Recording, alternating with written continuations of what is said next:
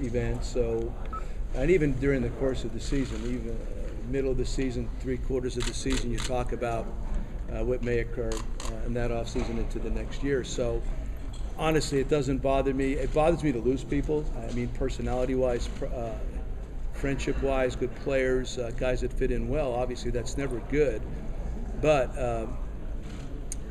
knowing the way we have to operate under the circumstances we operate and who we are, it's just the way this thing happens. So I don't get, you guys know, I don't get all worked up about that. Again, we talk about Andrew. They're sitting upstairs right now. The guys, they do a great job of formulating plans B, C, and D, and that's what we're doing right now. And your players get a pretty tough skin about this too, don't they? Yeah, I guess so. Like obviously BJ's come out in a good way. Carl came out in a good way a couple years ago, and even Longo came out in a good way this year too. So I'm really happy for me when our guys do well. Now, of course, you'd rather be here and stay here, but if they have to go somewhere else to do well for them and their families, that also makes me feel very good. Watching the saga unfold with BJ this offseason, I was watching that very closely, and again, I'm really happy for the guy. But we would just like to be able to think, if it were possible, under the right circumstances, to keep all these guys for many years, and what that would feel like too. But we know that's not the reality here. Joe, what do you make of, obviously there's a lot still to come, but the pieces that you have, when you may be getting, you kept Ryan Roberts, things like that, what do you make of the pieces you have at this point? I like the pieces that we have.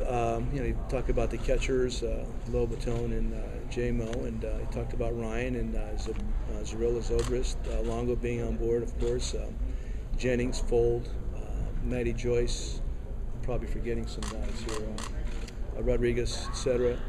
It's a great group. It's a great core group. And it's a group that's won a lot of games over the last several years. 90-plus wins, about the last 3 years in a row. 4 out of 5, I think we are also at 90-plus.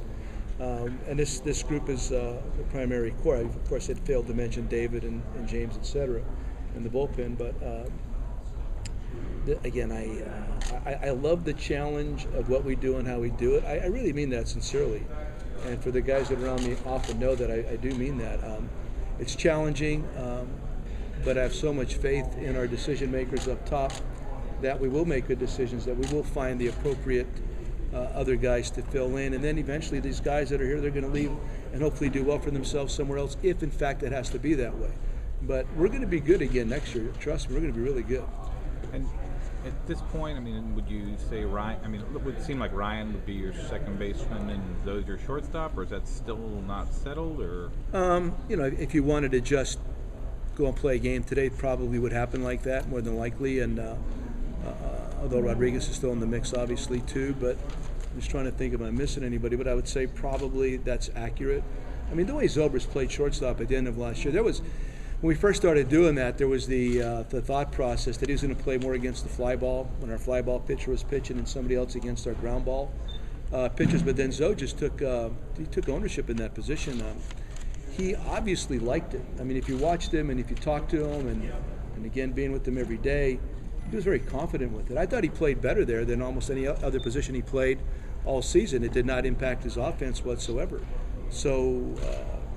Moving forward, yes, but there's probably things that are going to unfold, possibly that may alter the face of that. But if not, then you could see something like that, yes. And what are you thinking as far as Desmond goes? I mean, he played Gold Glove nominated defense and left. Do you move him to center? Have you seen enough of him playing center? Do you like him in center enough to put him? I like him in center too. I love him in left. Of course, he can play center field, and again, that may be what he ends up doing. I just don't know how this is all going to unfold, but I'm very comfortable and liking him in center field.